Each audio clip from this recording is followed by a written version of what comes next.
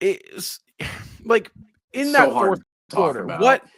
it is what happened? What exactly? Because I know we've touched it, but for you guys, what exactly was the main factor to what Boston couldn't do? Was it Oklahoma? Is it what they were doing, or was it what Boston wasn't doing? I'll give a little credit to Oklahoma, but that momentum swing coming out of the second half was something that the Celtics should have been able to expect. You're going against such a young team that's so talented. They're going to be able to find their looks and be able to get to the rim. And you saw it when Shai Alexander came out of halftime. He came out smiling. The Celtics should have known that they were going to be in for a dogfight to finish out this game, and things weren't going to come in sweet. I think they were really just taking very nonchalant shots. They were trying to keep things with obtainable and not really try to exert themselves. But you're playing a team that I would like to know the average age of the Oklahoma City Thunder.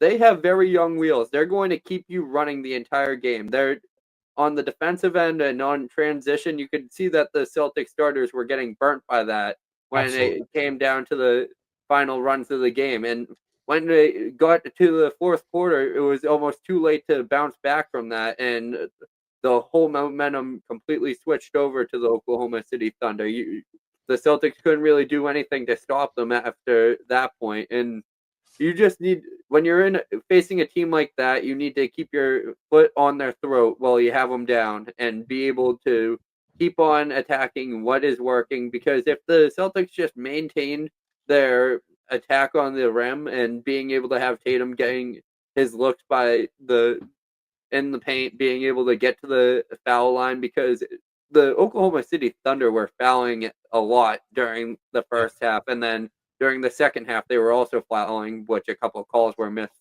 But it's in no position to ever complain about the refs, but it's still something that the Celtics need to be able to handle and be able to face an aggressive team and not just rely on their skill to beat that, and be able to take a punch in the mouth and throw one back. And what's so frustrating about what you're saying, Franco, really right now is the fact the Celtics in the first half, they looked like the more sizable team. They looked like the more physical team. They looked like the faster team in the first half, especially going to the hole and even in terms of transition and pace. The Thunder want to play with pace. The Celtics, they want to play at a little bit of a slower pace than the Oklahoma City Thunder. Yet in that first half, felt like the Celtics, they were kind of giving Oklahoma City a little bit of their own medicine from that standpoint. Yet in the second half, the Celtics go away from it. And now the Oklahoma City Thunder, from all of the media out there, they're the ones being praised for how physical they were in this game, how fast they were in this game, how aggressive they were in this game, when we all know the Celtics were the more physical team, the more aggressive team, the more sizable team in that first half. Yet in the second half, that is not what we saw. And there's so many other things to talk about in regards to what went wrong for the Celtics in this game. And I think one of them really is the offensive end of the floor. Yes, you want to give credit to Oklahoma City for allowing only 27 points in the second half. Sure, they really got after it on defense, but it's not as if the Celtics in the first half, in the second half, right? You score 65 points in the first half, 27 in the second half. It's not as if the Celtics, there was some massive change in game plan from Oklahoma City, from the Oklahoma City Thunder's defensive perspective. Yes, there are going to be minor adjustments at halftime in which happen that are going to muck up the water for the Celtics, and they have to go in and make their own adjustments on the fly in the second half. However, the discrepancy in points, right? That's 35 plus 3, 38 points, right? 38-point discrepancy from what you score in the first half to the second half. So it's not all adjustment by the Oklahoma City Thunder. It's a lot of what the Celtics were doing themselves. And offensively, in the first half, the paint penetration was really the point of emphasis. We're talking about it so much. That is what was winning the Celtics the game, because they were creating free throws. They were creating wide open looks at the rim, wide open looks from three. And in the second half, it felt like more hero ball. It felt like more, or I should say less movement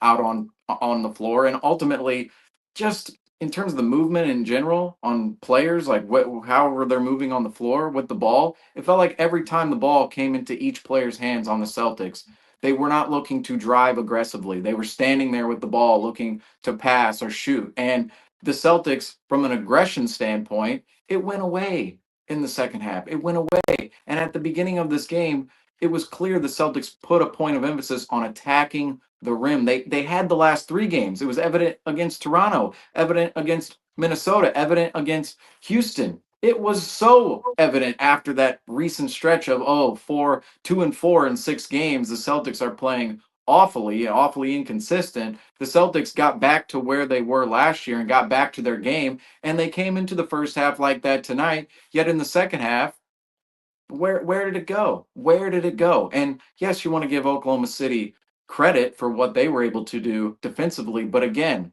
the defensive adjustments did not account for all 38 points the Celtics lacked in the second half compared to the first half, because 38-point discrepancy between halves. The Celtics, that is shooting yourself in the foot. I already said it, but the Celtics, you just have to look at them and their effort in the second half and go, what was that? What was that? Some of these numbers, it almost feels impossible for the Celtics to even put up.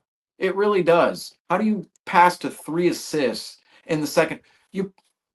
24 minutes. Okay, guys? 24 minutes you're on the floor. I'm going insane right now. You're on the floor for 24 minutes in the second half. Okay? How do you pass to 3 assists? After the last couple of games, we've been seeing the team pass to 30 assists for the game. 3 assists in 24 minutes, 10 turnovers, 8 of 40, 3 of 24. These numbers, and 6 points in the paint after you score 34 in the first half. I already mentioned these numbers, but these are legitimately hard numbers to put up, regardless of what a defense is doing to you. It's mind-boggling. We have to bring out the vocab terms right now from 2022 right now. Mind-boggling. How does this happen? And I want to lay into the Celtics team because we're going to mention this on the broadcast too. And we don't have to get too far into this conversation right now. We can maybe save it for the end of the show or later. But NBC Sports Boston, they're out here praising the Oklahoma City Thunder and how great they were, how amazing the Oklahoma City Thunder were. Yeah, give them credit, but dig into the Celtics because they beat themselves in the second half. They beat themselves. You cannot come out in the first half and look exactly how the Celtics did and then look at the second half and go, yep, that was all Oklahoma City. They just turned up to enough. No, the Celtics beat themselves. They scored 65 points in the first half, went insane in the first half because you felt the atmosphere. You felt the heightened intensity behind this game. We were all saying, oh, yeah, Thunder Celtics, big one coming up on a Sunday afternoon down in Oklahoma City. On NBA TV. And unfortunately on NBA TV. The Celtics woke up for this game, but then they fell asleep. Thank God. Let me here's my kind of gripe with what happened. And it's like, I've been looking at Joe Mazzulla a lot throughout December in kind of the first part of January, and the Celtics' attention to detail to start the game was so apparent. I mean, even into the minute detail of Shai Gilgeous-Alexander liking to push the pace and go isolation off of free throws. I mean, that is a very, very minute detail that you need to catch on to that they did. And they were guarding it. They were playing well. Their switches off pick and rolls.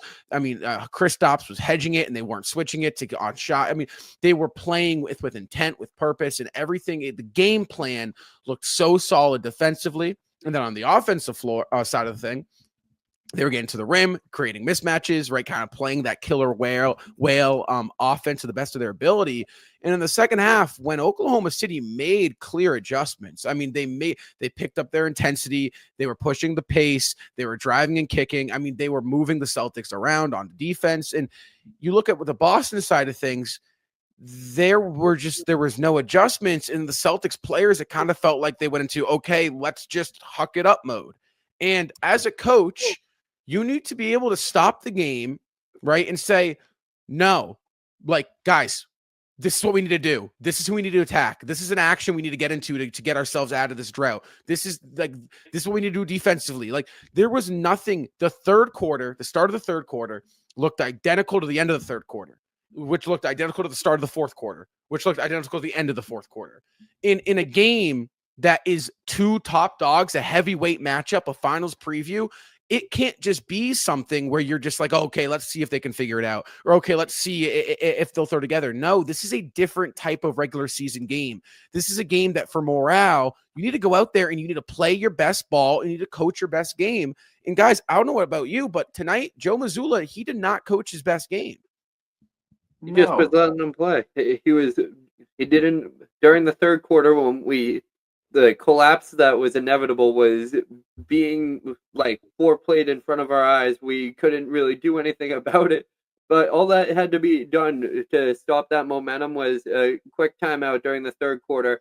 Tell your guys to stop, to leave the 3-point alone. I think if they were able to start to maintain that and start to slow down the game, they fed way too much into the way the Thunder were playing tonight. They were playing the Thunder's game. They weren't playing their own. During the second quarter of tonight's game, you could see that the Celtics were playing their game. You saw that when the Thunder were trying to get the Celtics to ramp up, and they were able to cool them down and on the transitions, being able to throw those blocks against the board, being able to stop them from getting the transition offense that they are very accustomed to. And then once you let that slip, you let the Thunder control the narrative. And that's something that the Celtics usually do a great job of avoiding, is playing into the other team's hands. But that was something that Mark Daigneault was able to take full advantage of heading into the third and fourth. I'm going to add this too, as well, to the lack of adjustments. You're right, Rob. The first portion of the third quarter looked exactly like the last portion of the third quarter, and so on and so forth into the fourth. But it also looked much like the first half as well, not in terms of the production of the Celtics offense, but there were little key points within the offense which the Celtics went to in the second half that was there in the first half. But then there was all this other nonsense. I shouldn't say nonsense, but what they ran in the first half, it didn't happen in the second half. You saw early in the game, the pick and roll with Kristaps Porzingis. It was so big in the first half. You had Derek White running it with them. You had Jaylen Brown running it with Kristaps, and you had guys going down the hill, downhill towards the rim to get wide open buckets for either Kristaps on a lob or themselves on a floater or for somebody else on the perimeter for three. You saw an array of plays in the first half from the Celtics, which you didn't see in the second half. In the second half, it was a lot of Tatum in the high post. We saw that a lot in the first half. In the first half as well, we saw Tatum pick and roll from the top of the key with Al Horford. It felt like the entire second half was Tatum in the high post, Tatum pick and roll with Al Horford. And that's how Tatum came out with 15 second half points, ultimately, is the fact they were just going to Tatum in those same two plays the entire time. Well, where's the pick and roll with Kristaps Porzingis? Where's the two-man game with Jaylen Brown and Kristaps Porzingis, with Derek White and Kristaps Porzingis? Where's the play where you're screening for Tatum on the wing with Drew Holiday, having him slip to the rim, and then passing it around the key, and then forcing some guy, whichever defender it was, to meet two, whether it was the guy sliding down low towards the rim. On the weak side, you have that weak side defender there, right? Where the ball is. Right. You're making him either defend the guy sliding towards the rim, right? Or you're making him defend the guy on the perimeter. Where was that in the second half? It wasn't there. It wasn't there. We didn't see cuts to the rim in the second half. We didn't see off-ball movement in the second half. It was, oh, we're playing 5 out. Tatum in the high post. Here you go, mismatch. Tatum one-on-one. Where's the movement on the floor? Where's the specific? What is? Where? Why? And this is really, I hate to have this conversation right now after this loss, because of course we give him praise after a win and we'll say all this.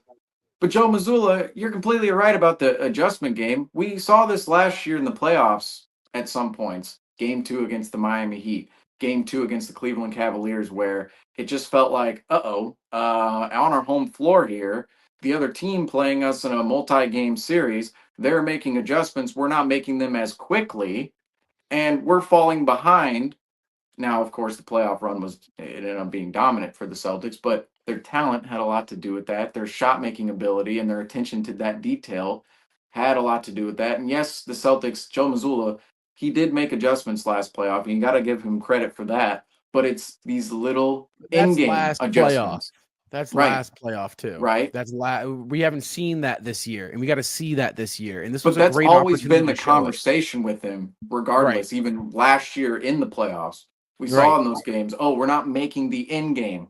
We can make game to game. Okay. Right. That's something game the 1 to Celtics game can do. 2. Right. Right. But it's the in-game adjustments where we look at Joe Mazzulla and go, okay, the other team, right?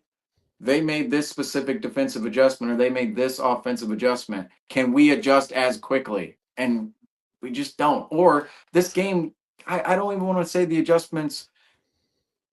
I don't, well, I'm not going to say they weren't as big, but it's like as if we reverted. It's like we had this myriad of options offensively in the first half, and in the second half, it's like, oh no, we're going to revert to a more toxic form of our offense than what we saw in the first half. It's like, what were we doing? Well, I'm happy you said that because we have the shot distribution between the first half and the second half, and I if we could, can we please throw it up on the screen? Because on your left you have your first half, and on your right you have your second half, and okay, yeah, a lot of X's on that 3-point line in both halves. Yeah, sure. Look at all the green.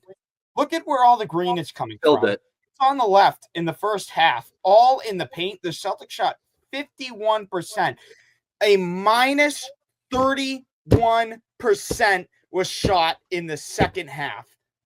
Minus 31%. That is abysmal. That is a joke. That is terrible. That's mind-boggling. You want to say it, Seamus? You said it first. I'll say it second. That's mind-boggling. The Boston Celtics had their 13-point lead in that first half. The offense was flowing, and guess what? When they were hitting threes in the first half, the ball more than likely hit the paint first. Celtics stride away from that, and look at this. A 13-point lead turned into a 13-point loss. In this game is a very similar game that I watched on League Pass about 2 nights ago, maybe, against the New York Knicks and the Oklahoma City Thunder. But you said it at halftime. I have to give you your credit. I said, yeah, this is the best half. This is the best half of Celtics basketball we've had. I'm not calling us the New York Knicks, but at the same time, the New York Knicks also led by 12 at half. And guess what? They also lost by double digits. And that same thing happened tonight. The same thing happened tonight. And I was watching this game in the second half, and I was saying to myself, we're actually playing worse than the New York Knicks did in this game, yet we're only down 6 points. We're only down 2 possessions, and we're playing terrible. Offensively, we were playing terrible. Defensively, the Celtics were getting stops. The Celtics, the only thing defensively that killed them tonight, that absolutely killed them, was in that second half when they were allowing second chance opportunities. They weren't grabbing that defensive rebound. That led to second chance opportunities. I get it. The Thunder, maybe not turnovers. They're 20th. Yeah, to turnovers too. A bit just terrible. But 20th in 3-point percentage this year are the Oklahoma City Thunder. So one of the bottom tier teams from behind the arc. Yet you get those open looks, fellas. They're going to start falling eventually. Lou Dort hit a pair of threes late in this game that really put this game out of reach for the Boston Celtics.